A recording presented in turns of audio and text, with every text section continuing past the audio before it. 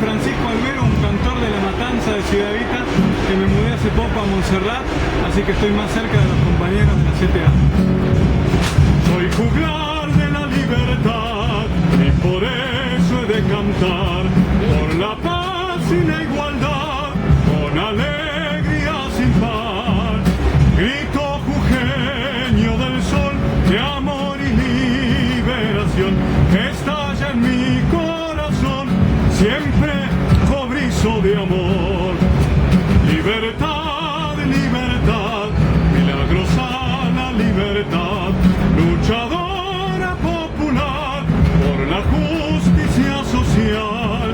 Por eso grito sin más, viva Milagros no más, y exijo su libertad, milagrosa la libertad. Cuando yo pienso en Jujuy y en toda su dignidad, enseguida viene a mí siglos de lucha popular. Milagrosa la es hoy lo que ayer fue Santillán. Por su firme decisión y su total convicción, al pueblo le devolvió su dignidad con amor. ¡Viva Tupac Amaru y nuestros pueblos del sur!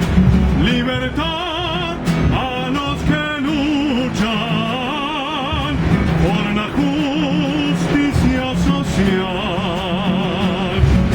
¡Libertad, milagrosanas, compañeras sin igual! Unidad para luchar hasta la victoria final. Unidad para triunfar por justicia y dignidad. Vamos con otra. Hola, también la cara cuando... Santillán, ¿por qué? Porque, bueno, con la lucha contra el minimismo, Santillán estuvo allá en los años 90. Sí, bueno, pero...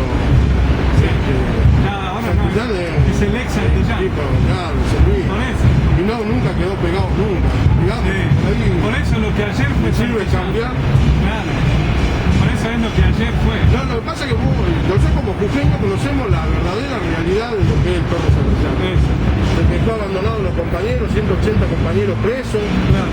donde fue Nando Acosta y Milagro Sala golpeó la casa del perro Santillán a pedirle que dé la cara por esos compañeros detenidos. Se hizo el boludo, dijo no, ellos no me dan bola, los dejó detenidos.